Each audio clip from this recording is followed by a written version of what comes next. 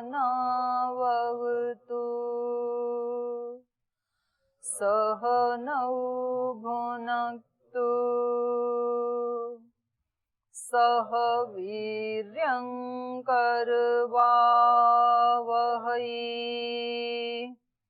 तेजस्विनावधीतमस्तु मा विद्विषावहै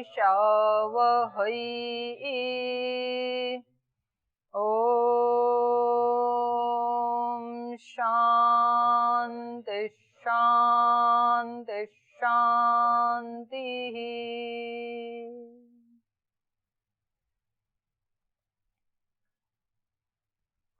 श्लोकोच्चारण कर लें पहले। तं तथा कृपयाविष्टम् अश्रुपूर्णाकुलेक्षणम्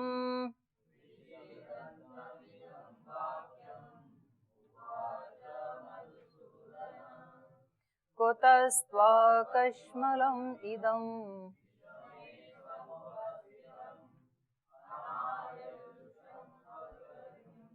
अकीर्तिकरमर्जुन गम्य पार्थ नैतत् क्षुद्रं हृदय दौर्बल्यम्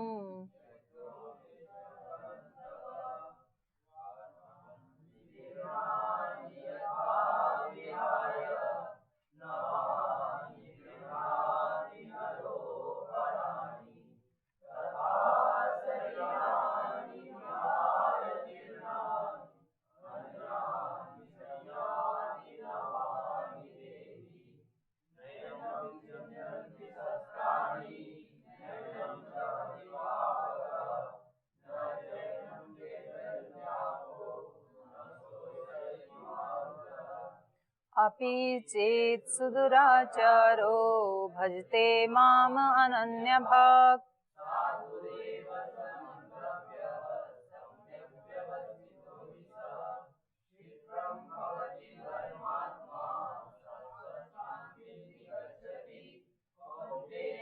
प्रतिजानीहि न मे भक्तः प्रणश्यति।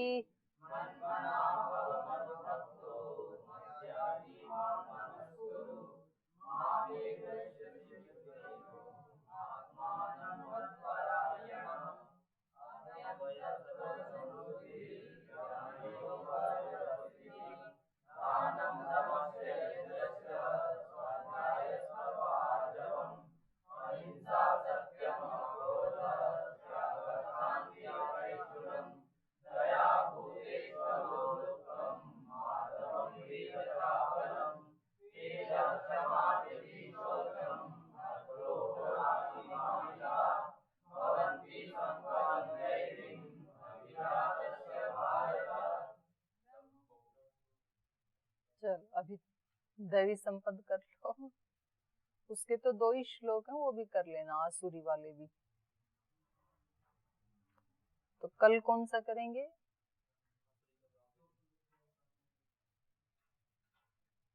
कल आसुरी वाले 2 कर लेना, ठीक है। चलिए अभी इसके पढ़ते हैं। इसमें कल पढ़ रहे थे, सारा विभूतियों का ही चल रहा है पहले से ही। तो जैसा कि पहले बताया था कि जहाँ कहीं प्रकृति में विशेषता दिखती है वहां हमारा ध्यान जल्दी जाता है। जहाँ कहीं हमारी दृष्टि जाती है तो कहाँ जाती है प्रकृति में? जहाँ विशेषता होती है। जैसे यहाँ ग्राउंड में बहुत सारे फूल खिले हैं, घास के भी छोटे छोटे फूल हैं, कुछ उससे बड़े बड़े फूल हैं, फिर एक बहुत बड़ा फूल खिला है ऐसा वाला। तो पहली दृष्टि कहाँ जाएगी? बड़े वाले पे जाती है, छोटे वाले को तो ढूंढना पड़ता है। तो प्रकृति में, इस सृष्टि में हमारी पहली दृष्टि विशेषताओं के ऊपर जाती है, जहाँ विशेष कुछ होता है। तो भगवान जी कह रहे हैं, यहाँ भगवान कृष्ण कह रहे हैं कि पहले तो वहां मेरे को पहचानना सीख ले।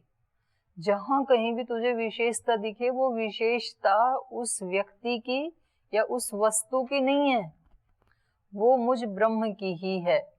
और यदि तू वहां पहचानना सीख जाएगा तो फिर तुझे पता लगेगा कि जो शक्ति इस बड़े फूल में काम कर रही है वही शक्ति उस छोटे वाले में भी काम कर रही है।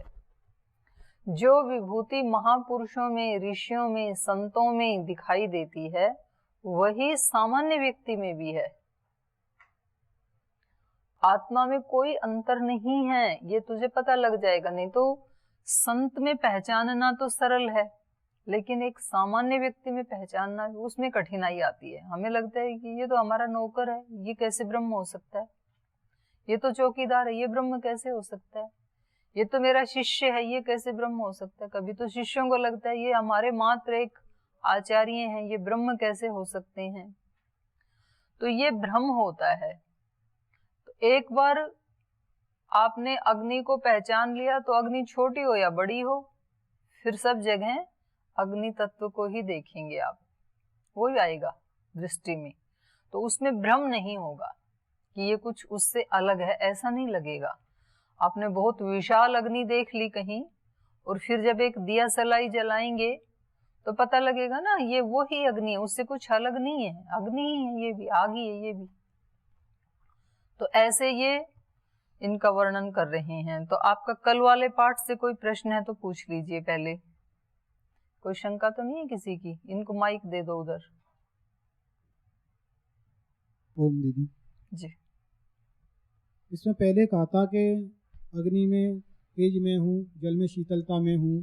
हाँ। और अब फिर यहाँ पर फिर शुरू कर दिया ये उन्होंने, कहना इसको पहले ही कह देते तो फिर आप कहते कि आगे क्या कहेंगे, फिर पहले कह देते तो कहते कि यहाँ कह देते, विभूतियों में गिना देते। इसको अशोक वाटिका न्याय कहा जाता है। तो किसी ने पूछा कि रावण ने सीता को अशोक वाटिका में ही क्यों रखा, अपने महल में क्यों नहीं रखा? तो बोले महल में रख लेते तो आप यूं कहते कि इतना ही अच्छा था, तो महल में क्यों रखा, अशोक वाटिका में क्यों नहीं रखा? तो भी प्रश्न तो होता ही ना ये। तो पहले कुछ और प्रसंग चल रहा था और यहाँ विभूतियों का वर्णन है, तो इसलिए ऐसे बता दिया। कोई ज्यादा बड़े रहस्य की बात नहीं है, ये सामान्य रूप से विभूतियों का वर्णन चल रहा है। तो हो गए प्रश्न? कल तो आप याद ही करने में लगे रहे, ऐसे लगता है सोचने का टाइम नहीं मिला। जब याद करते हैं तो सोचने का टाइम कम मिलता है, सोचते हैं तो याद नहीं करते हैं, और दोनों भी करके फिर भी टाइम बच जाएगा। एक बार घिसना शुरू करो, घिसना शुरू करते हैं ना किसी चाकू को, तो घिसते घिसते फिर इतना पैना हो जाता है कि फिर उसको रोकना मुश्किल होता है, फटाफट कट कर देता है वो। तो अभी आपने शुरू किया है घिसना। तो आगे चलिए, ये बता रहे हैं 28 तक पढ़ लिया था ना। आयुधानाम अहम वज्रम धेनूनाम अस्मि कामधुक् प्रजनन चास्मि कंदर्पः सर्पाणाम अस्मि वासुकीः। आयुधानाम अहम वज्रम, आयुधों में मैं वज्र हूं। किसी भी आयुध की चोट से कभी व्यक्ति बच सकता है, लेकिन वज्र की चोट से कदापि नहीं बच सकता है। वज्र क्या होता है? है जी ना, ये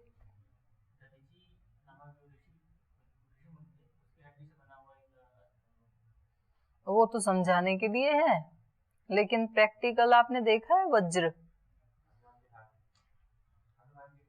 वो गदा है, वज्र, वज्र जैसा शरीर है जी। हाँ, आकाश में जो बिजली चमकती है ना, वो है वज्र। वो जब गिरती है तो बचता नहीं है आदमी जिसके ऊपर गिरती है, वज्रपात। तो आयुधानाम वज्रम धेनूनाम अस्मि कामधुक्, धेनुओं में मैं कामधुक् धेनु हूँ। कामधुक् धेनु वो होती है जिससे जो कामना की जाए वो सब वो पूरी कर देती है। तो ऐसी कामधेनु बाहर कोई संसार में तो नहीं मिलती है, लेकिन अपना जो मन है वो ही कामधेनु है। हम हमारे मन में जैसा सोचते हैं ना, जैसा विचार करते हैं, उतना ही मिलता है हमें, उससे ज्यादा नहीं मिलता है कभी भी, उससे कम भी नहीं मिलता है। तो ये हमारा मन ही क्या है, कामधेनु है। एक व्यक्ति वो खा रहा था, रोटी खा रहा था, गरीब आदमी था बेचारा, तो उसके पास कुछ खाने को तो था ही नहीं, तो वो अपना जो ग्रास है ना उसको तोड़ता और ऐसे लगाता झूठ-मूठ और फिर ऐसे खा रहा। तो किसी व्यक्ति ने उससे पूछा कि क्या खा रहे हो, तो बोले कि जी कुछ है ही नहीं, इसलिए चटनी लगा लगा के खा रहा हूँ। तो उसने कहा चटनी तो है ही नहीं कहीं। बोले है नहीं, इसीलिए तो मतलब सोच रहा हूँ, ऐसे सोच रहा हूँ कि मानो चटनी लगा लगा के खा रहा हूँ। तो उसने कहा भले आदमी, जब सोच ही रहा है तो चटनी क्यों सोच रहा है, मक्खन सोच ले, मलाई सोच ले, रबड़ी सोच ले, सोचना ही तो है। बोल वो तो कभी विचार में ही नहीं आया कि हम मक्खन मलाई रबड़ी भी खा सकते हैं, चटनी तक ही हमारी तो सोच है। सामान्य व्यक्ति और महापुरुषों में पता है क्या अंतर है? सामान्य आदमी उससे आगे सोचता ही नहीं है, चटनी से आगे नहीं सोचेगा वो। तो वो बल मेरी इतनी पहुंच है, उसने पहले से ही निश्चय कर लिया। अब पहले ये मान लिया कि मेरे से 2 श्लोक से ज्यादा याद नहीं होंगे, कभी याद होंगे ही नहीं, क्योंकि पहले ही मान बैठे। जो महापुरुष होते हैं वो पहले टारगेट बनाते हैं। हम प्रैक्टिकल देखते हैं श्रद्धेय स्वामी जी महाराज को, वे कहते हैं इस वर्ष हमारा 500 करोड़ का टर्नओवर है, तो अगली बार 1000 का होगा, अब की बार 1000 का है तो अगली बार 1500 का होगा, और फिर उसमें लगते हैं उसको अचीव करने के लिए। तो ये पहले जो महापुरुष होते हैं ये पहले सामने क्या रखते हैं, रिजल्ट, साध्य को रखते हैं, फिर उसके अकॉर्डिंग साधन अपनाते हैं, फिर साधन आगे लगाते हैं उसमें। और सामान्य व्यक्ति क्या करता है, भाई जितने मेरे पास साधन है ना उतना ही साध्य बनाना है, अपने पास जितना साधन है उतना ही ऊंचा साध्य तय करना है, ज्यादा ऊंचा नहीं करना। और हमें सिखाया भी यही गया है सदियों से, उतने ही पैर फैलाना जितनी लंबी चादर है, चादर से बाहर मत जाना। अरे चादर बढ़ाई भी तो जा सकती है, चादर को इतना लंबा कर लो ना कि उसमें तुम सारी जिंदगी आसन भी कर सको, पैर फैलाने की तो क्या बात है। तो लंबी भी तो होती है चादर, छोटी भी होती है। तो जो हम जितना टारगेट लेके चलते हैं, जो हमारा साध्य होता है, जितना ऊंचा साध्य होगा उतना ज्यादा ये व्यक्ति पुरुषार्थ करेगा। आप में से कुछ विद्यार्थियों का साध्य है 5 दर्शन याद करना, वो उसी टारगेट को लेकर के पुरुषार्थ करते हैं। और ऐसे व्यक्तियों से भगवान बचाए जो कहते हैं जी हमारे से तो होता ही नहीं है, उनसे उनका तो आड़ोस पड़ोस भी बुरा है। जो पहले ही ये मान चुके हैं, ये बहुत बड़ा रोग है। कभी ऐसे व्यक्ति की संगति, मतलब जैसी संगति करोगे ना वो उसका असर आएगा जरूर। और ये संगति अपने आप से भी मत करना, अपने आप भी आप मतलब बहुत उनका शहीदों का जब वो हुआ वहां पे, तो कितना मन में एक ऐसा आ रहा था कि क्या कर दें क्या नहीं कर दें, वहां पर तबाह कर दें ऐसे आतंकियों को, और कितना पराक्रम शौर्य दिखाएं, ऐसे लग रहा था ना हर व्यक्ति को। तो वो भी एक युद्ध है, और एक युद्ध अपने आप से भी लड़ना होता है। जब आपके अंदर ये विचार आता है ना कि तू नहीं कर पाएगा, मेरे से नहीं होगा, और ऐसा होके करके हम जब पीछे हट जाते हैं, अब कोई सिपाही सेना पे वो सीमा पे खड़ा होके ये बोले कि जी मेरे से तो युद्ध नहीं लड़ा जाएगा, उसको क्या कहेंगे, कायर कहेंगे ना उसको, मतलब एक सम्मान की दृष्टि से नहीं देखेंगे उसको, निंदा की दृष्टि से देखा जाएगा।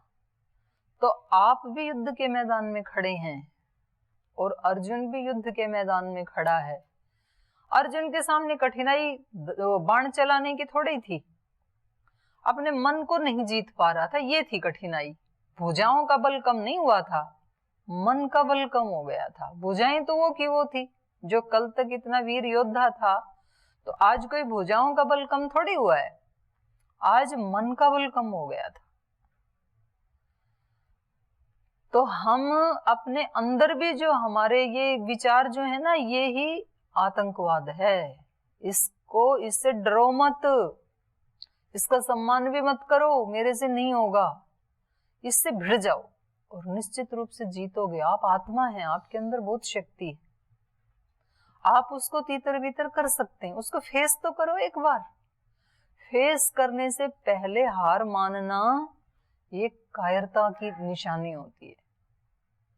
जो वीर होते हैं, बहादुर होते हैं, वो पहले टकराते हैं। अरे ज्यादा से ज्यादा क्या होगा, मर ही तो जाएंगे, तो भी वीर गति को प्राप्त करेंगे।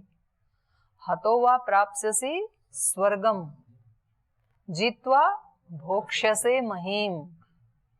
अगर तू मर भी गया तो वीर गति को प्राप्त होगा। स्वर्ग में तेरा सम्मान करने के लिए वीर तैयार खड़े होंगे, और जीत गया सारी पृथ्वी का भोग करेगा। इसलिए कभी अपने इन विचारों के सामने झुकना मत। याद भी ना हो ना, कोई बात ना, कोई बात नहीं, आज नहीं हुआ तो कल हो जाएगा। लेकिन उस विचार को बोलना कि आज नहीं हो रहा है ना, तो कल कर लूंगा, लेकिन मैं करूंगा और कर सकता हूं। इसलिए मेरे सामने ये विचार टिक नहीं सकता है अब कि मैं नहीं कर सकता हूं। सब कुछ कर सकता हूं मैं। और फिर आप देखना, जैसे ही आपने उसको रिजेक्ट किया और जैसे ही आपने ये विचार किया कि मैं सब कर सकता हूं, तो कर सकने वाली शक्तियों के साथ आप कनेक्ट हो जाएंगे।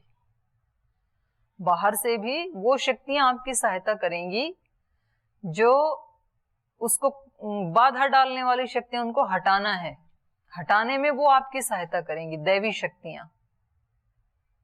जैसे रोग आता है तो रोग के कीटाणुओं को हटाने में बाहर से औषधि जो ली जाती है वो सहायता करती है ना उन कीटाणुओं को मारने में, और एक अपने अंदर का जो इम्यून सिस्टम है वो काम करता है। दोनों काम करते हैं। अंदर वाला काम नहीं कर रहा तो बाहर से कितनी भी अच्छी दवा दे दो, फिर ठीक नहीं होने का। और अंदर वाला भी काम कर रहा है और बाहर से भी हमने जड़ी बूटी औषधि कोई काढ़ा ले लिया, उनमें भी अपनी शक्ति है, तो वो भी सहायता करेंगे, तो फिर और जल्दी ठीक हो जाएगा। तो जैसे ही हम ये सोचते हैं कि मैं फेस करूंगा, महापुरुषों में सामान्य व्यक्ति में पता है क्या अंतर होता है? महापुरुष कितनी भी बड़ी समस्या आ जाए, समस्या से बड़ा अपने आप को मानते हैं हमेशा कि मैं इस समस्या से बड़ा हूं। ये मत कहो खुदा से मेरी मुश्किलें बड़ी हैं, ये मुश्किलों से कह दो मेरा खुदा बड़ा है। उनके सामने कितनी भी बड़ी मुसीबत आ जाए, वो कहते हैं मैं कहीं ना कहीं से निकल जाऊंगा, आ गई तो कोई बात नहीं। और सामान्य व्यक्ति हमेशा अपने से बड़ा अपनी समस्याओं को मानता है। मैं नहीं कर पाऊंगा जी, ये तो बहुत बड़ी समस्या है। समस्या को आपके ऊपर या तो हावी होना है या तो आप समस्या पे हावी हो जाओ, दोनों में से एक तो होगा। तो महापुरुष समस्या के ऊपर हावी रहते हैं। वो कहते हैं हम निकल जाएंगे, कितनी भी बड़ी समस्या क्यों ना हो, पर मेरे से तो छोटी है क्योंकि मैं तो आत्मा हूं। और सामान्य व्यक्ति कहता है कि ये तो बहुत बड़ी मुसीबत है, इसको मैं नहीं पार कर पाऊंगा, तो फिर वो नहीं कर पाता है। तो कम से कम भाव से और विचार से कभी मत हारना। और इसके थोड़े दिन प्रैक्टिस करते हैं ना, तो फिर उसके बाद वो हमारे अंदर वो एनर्जी आने लग जाती है, और हम उन एनर्जियों की सहायता से फिर उसको कर जाते हैं।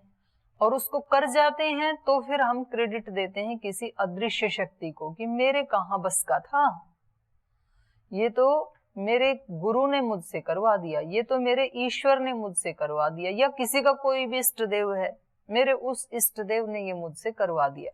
ये बोलने से विनम्रता आएगी, और शुरू में उसको फेस करने के लिए जैसे ही आप खड़े हुए भाग जाएगी वो।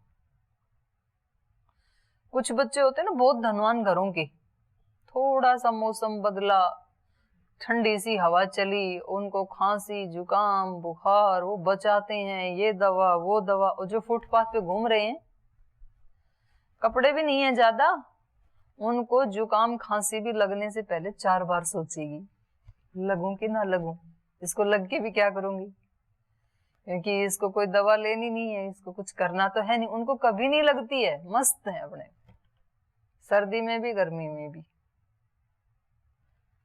तो हमें मन से कमजोर नहीं होना चाहिए, मन से हमेशा बोल्ड और ब्रेव रहो, और फिर वो ही आपके साथ वो शक्तियां जुड़ती चली जाती हैं। तो इसलिए यहाँ भगवान उन शक्तियों का, उन विभूतियों का वर्णन इसलिए कर रहे हैं कि ये सब जगह देखे तो उन जिन जिन चीजों को हम देखेंगे उनसे कनेक्ट होके वो एनर्जी हमारे अंदर आने लगेंगी, तो इसमें वो शक्तियां आ जाएं। तो इसलिए यहाँ कहा धेनु नाम अस्मि कामधुक, धेनुओं में मैं कामधेनु हूँ। सारी इच्छाएं यदि कोई पूरी कर सकता है तो वो ईश्वर ही कर सकता है। मान लो इस प्रकार की कोई गाय हो भी प्रकृति में कामधेनु, तो भी वो एक उत्पत्ति है, और जिसकी उत्पत्ति हुई उसका नाश भी होगा।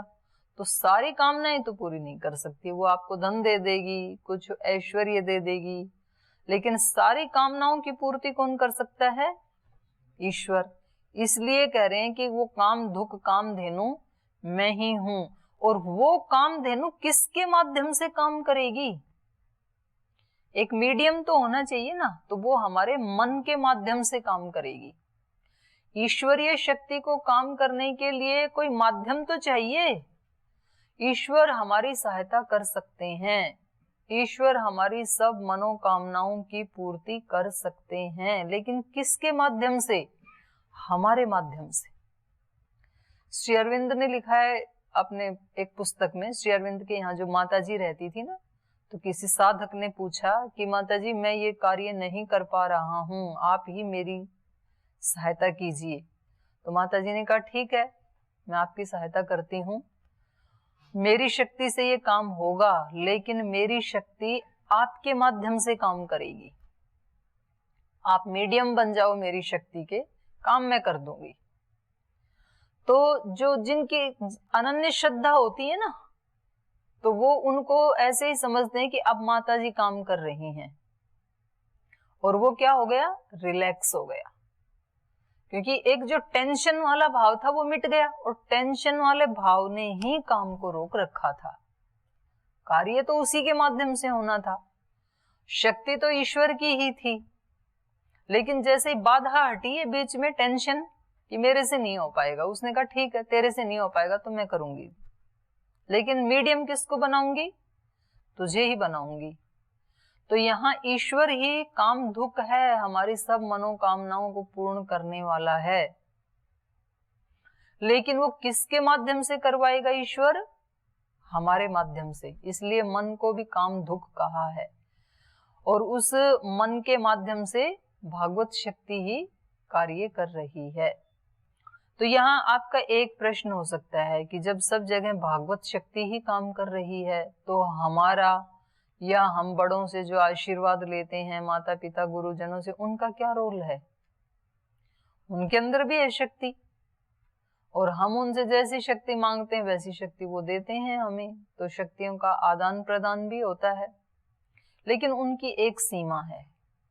लेकिन ईश्वर की शक्तियों की कोई सीमा नहीं है, अनंत है, वो अनलिमिटेड है। मेरे पास जितना धन है आप मेरे पास मांगने आएंगे, और यदि मैं आपसे प्रीति करती हूँ तो मैं आपको दे सकती हूँ, लेकिन कितना? जितना मेरे पास है। अब मेरे पास है ही 1000 रुपए, तो मैं आपको 10,000 कहाँ से दूंगी? नहीं दे सकती हूँ। ईश्वर के पास अनलिमिटेड, आप जितना सोच सकते हैं उतना लेकर के भी उसके पास अनंत ही रहेगा, उसमें कमी नहीं आएगी। आपकी सोच कहां तक जा सकती है? एक व्यक्ति ने अपना टारगेट ये बनाया कि इस वर्ष तक मेरे पास 1 करोड़ रुपए होने चाहिए, तो 1 करोड़ नहीं तो कम से कम 50-60 लाख रुपए तो वो प्राप्त कर लेगा। टारगेट प्लस पुरुषार्थ दोनों। और एक व्यक्ति ने टारगेट ही ये बना लिया कि भाई नहीं, मुझे ज्यादा नहीं चाहिए भगवान, बस मुझे दाल रोटी देते रहना और ज्यादा नहीं चाहिए। उसके पास भगवान कोई बावड़ा है जो 1 करोड़ रुपए भेज दे?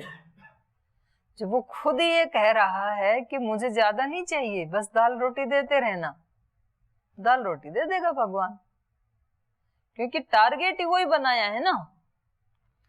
तो कभी भी ईश्वर से कम मत मांगना, और मांगने से पहले जितना दिया है उसका धन्यवाद कर देना, और धन्यवाद के साथ साथ जितना दिया है उसका सदुपयोग कर लेना।